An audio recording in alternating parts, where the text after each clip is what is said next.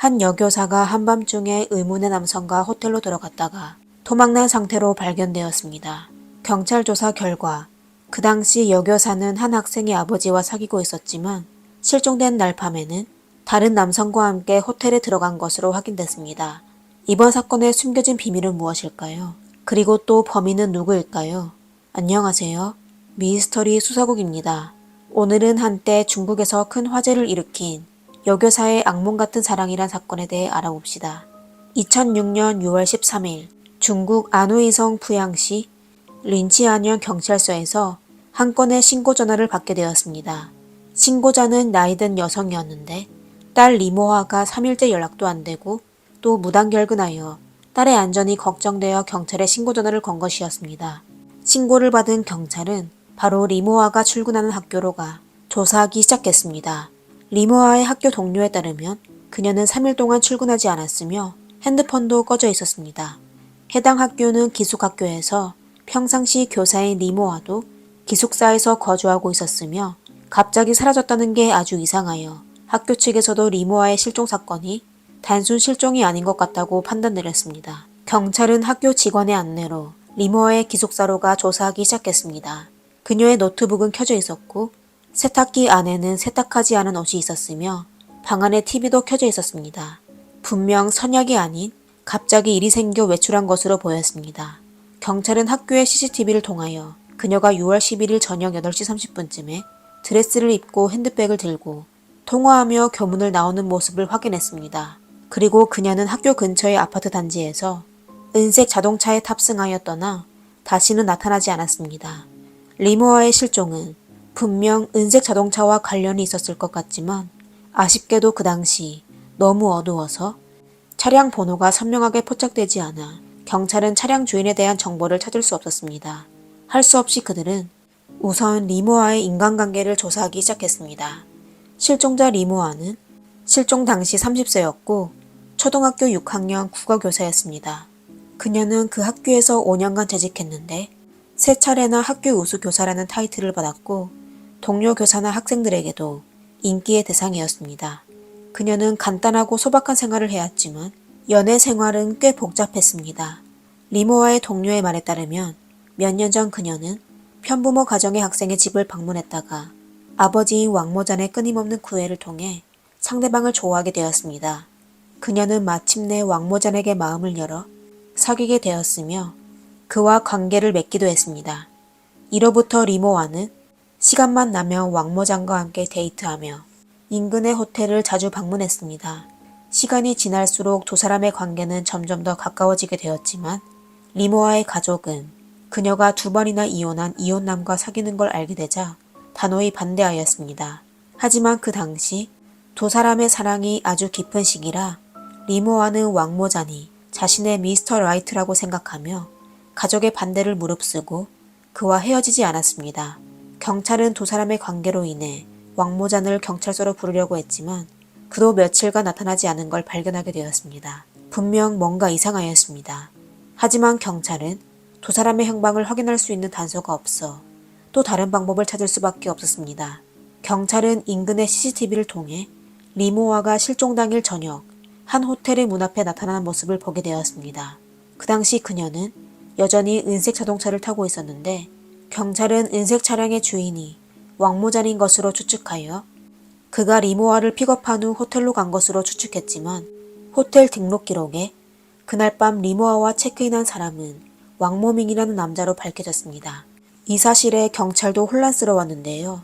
사건이 단순하지 않다는 걸 깨닫게 되었습니다.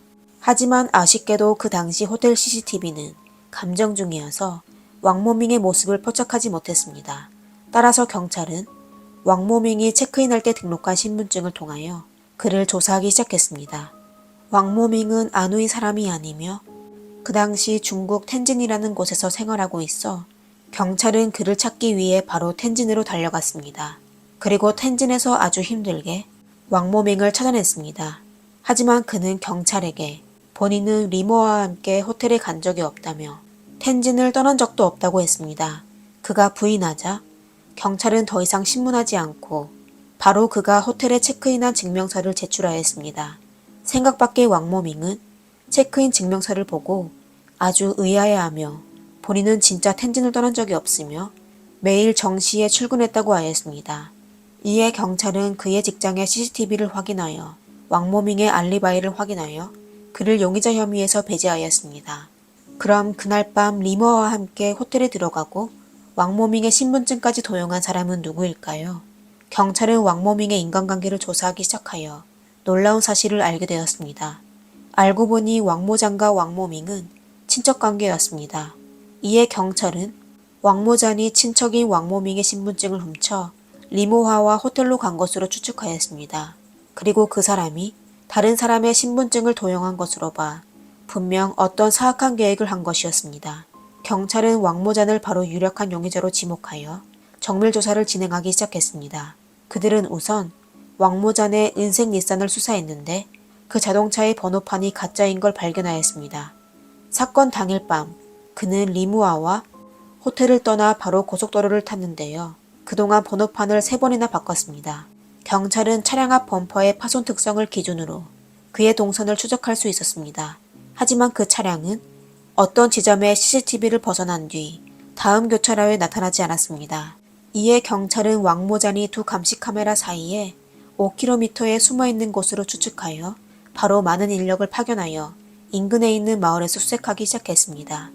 경찰은 그 마을 주민을 통하여 왕모잔이 디젤류를 훔쳐 여러 번 투옥되었다는 사실을 알게 되었습니다. 그리고 6월 11일 밤 왕모잔이 은색 닛산을 운전하여 지나가는 걸 목격한 주민도 있었고 마을의 한 잡화점 전주도 6월 12일 오전 왕씨가 자신의 가게에 들러 담배 한 갑을 구매한 적이 있다고 하였습니다. 왕모자는 아마도 마을에 남아있을 가능성이 높았습니다. 경찰은 바로 마을 주민에게 왕씨가 숨을 수 있는 곳을 물었습니다.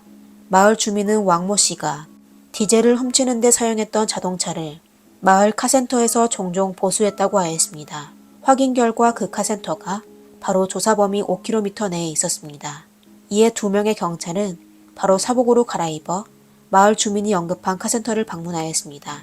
그리고 그곳에서 찾고 있던 은색 승용차를 발견했으며 검은 옷을 입은 수상한 남자도 발견했습니다. 경찰은 그가 바로 용의자 왕모자님을 확인하여 바로 지원을 요청하였습니다.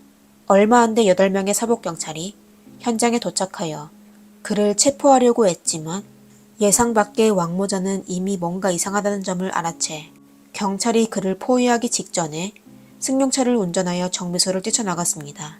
이에 경찰은 왕모잔이 분명 문제가 있다는 걸 더욱 확신하게 되었습니다. 아쉽게도 산길이 험난하여 경찰은 왕모잔을 바로 체포하지 못했습니다.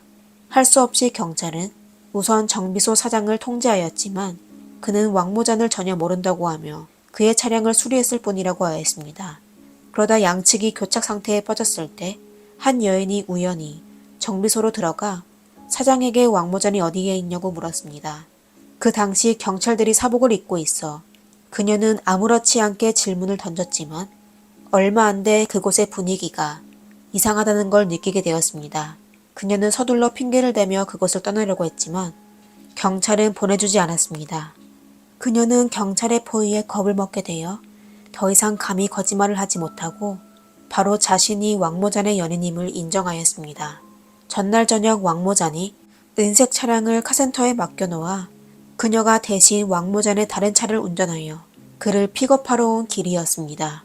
이어 경찰은 왕모잔의 차량에서 전화번호부와 하나로 약 183만 원이 되는 현금 그리고 휴대폰을 발견하였습니다. 휴대폰의 통신 기록을 조사하여 그가 마지막으로 5533으로 끝나는 전화번호로 전화한 걸 확인하였습니다. 하지만 그 번호의 주인은 피해자 리모화가 아닌 산동성에 거주 중인 권 씨 남성인 것으로 확인했습니다. 경찰은 왕모잔의 애인을 통하여 권 씨가 왕모잔이 감옥에서 만난 친구라는 걸 알게 되었습니다. 두 사람은 출소한 후에도 계속 연락을 주고받아 경찰은 왕모잔이 리모화를 해친 후 권 씨를 찾아 도피한 것으로 추측하여 바로 산동성으로 달려갔습니다. 산동경찰의 도움으로 사건조사 전문팀은 바로 권 씨에 대해 24시간 교대 감시를 시작했습니다. 하지만 나흘 동안 지켰는데 권 씨는 아무런 의심스러운 행동이 없었습니다. 포기하려던 중 권 씨가 아무런 이유 없이 호텔 체크인 후 10분 만에 떠난 걸 확인하게 되었습니다. 분명 다른 사람을 위해 체크인한 것 같았습니다. 그리고 그 사람은 아마도 왕모전일 가능성이 높았습니다. 경찰은 다시 경찰력을 투입하여 호텔을 감시하기 시작했습니다. 그러다 6월 24일 저녁 9시쯤 왕모전은 경찰의 예측대로 몰래 호텔로 들어갔습니다.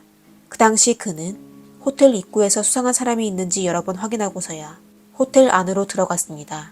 그는 아마 자신의 모든 행동이 경찰의 감시를 받고 있다는 걸 상상도 하지 못했을 것입니다. 왕모잔이 호텔로 들어가자 경찰은 바로 호텔을 포위하여 호텔 복도에서 그를 체포하였습니다. 이와 동시 전담팀의 다른 팀원은 인근 골목에서 왕씨의 은색 자동차를 찾아냈습니다. 자동차는 왕모잔이 카센터에서 깨끗이 청소하여 단서를 얻기 힘들게 되었지만 경찰 기술팀 직원의 노력에 트렁크 구석에서 머리카락 한 가닥을 발견하게 됐습니다. 머리카락을 DNA 검사한 결과 바로 리모아의 머리카락으로 확인됐습니다. 처음 왕씨는 체포된 후 경찰의 신문에 저항하며 리모아의 실종에 대해 전혀 모른다고 하였습니다. 그러다 경찰이 DNA 결과를 그에게 제출하자 왕모자는 더 이상 속일 수 없다는 걸 알게 되어 자신이 저지른 악행을 경찰에게 자백했습니다. 왕모잔의 진술에 따르면 처음 리모아는 그를 매우 좋아하고 심지어 그와 결혼까지 하고 싶어 했습니다. 하지만 시간이 흐르며 두 사람이 더 많은 시간을 보내게 되자 리모아는 왕모잔이 사실 교양이 없다는 걸 발견하게 되었습니다. 그는 도덕적 기준이 아주 낮으며 심지어 정과도 있는 사람이었습니다. 리모아는 상대방이 믿을 만한 사람이 아니라는 걸 깨닫게 되자 그에게 이별을 통보했지만 왕모자는 리모아 같은 여자를 또 못 만날 것 같다는 생각이 들어 수긍하지 않았습니다. 그리고 점차 그의 나쁜 성격도 드러나기 시작했습니다. 2016년 6월 11일 사건이 발생한 날 저녁에 리모아가 또 한 번 헤어지자고 하자 왕모자는 더 이상 분노를 억제할 수 없어 결국 리모아를 해쳤습니다. 진정된 왕모자는 자신이 큰 실수를 저질렀다는 걸 알게 되었지만 감옥에서 남은 인생을 보내고 싶지 않아 망설임 없이 바로 리모아를 차량 트렁크에 실었습니다. 그리고 차량을 운전하여 텐진까지 가 그는 리모아를 간단히 포장하고 태평마을이란 곳의 쓰레기 처리장에 묻어놨습니다. 경찰은 왕모잔의 진술에 따라 그녀를 매장한 쓰레기장을 찾아갔습니다. 그리고 굴착기 2대를 출동시켜 하루 종일 쓰레기장을 파헤쳤지만 결국 리모아를 찾지 못했습니다. 이에 경찰은 왕모잔이 거짓 증언을 한 것으로 추측하여 그에 대해 가혹한 신문을 다시 진행하였습니다. 1박 2일의 신문 끝에 왕모잔은 마침내 피해자를 방치한 실제 장소를 털어놓게 되었습니다. 사건 당일 그는 실수로 리모아를 숨지게 한 후 그녀를 차량 트렁크로 옮긴 게 아니라 리모아를 토막내어 강가에 내다 버렸습니다. 경찰은 그의 진술에 따라 바로 강가로 가 인양 작업을 시작했습니다. 그리고 몇 시간 후 일부 신체 조각과 범행 도구를 찾아냈습니다. 경찰은 DNA 검사를 통하여 인체 조직이 바로 피해자 리모아임을 확인했습니다. 이렇게 사건의 진실이 드디어 전부 밝혀지게 되고 왕모자는 법적인 처벌을 기다려야 했습니다. 2017년 7월 31일 이번 사건은 안호이성 푸양시 중국 인민법원에서 공식적으로 심리되어 왕모자는 고의상해 혐의로 유죄 판결을 받아 극형을 선고받게 되었습니다. 이상 오늘의 사건은 여기에서 끝났습니다. 영상을 재미있게 시청하셨다면 좋아요와 구독 부탁드리겠습니다. 미스터리 수사국이었습니다. 감사합니다. 다음 영상에서 뵙겠습니다.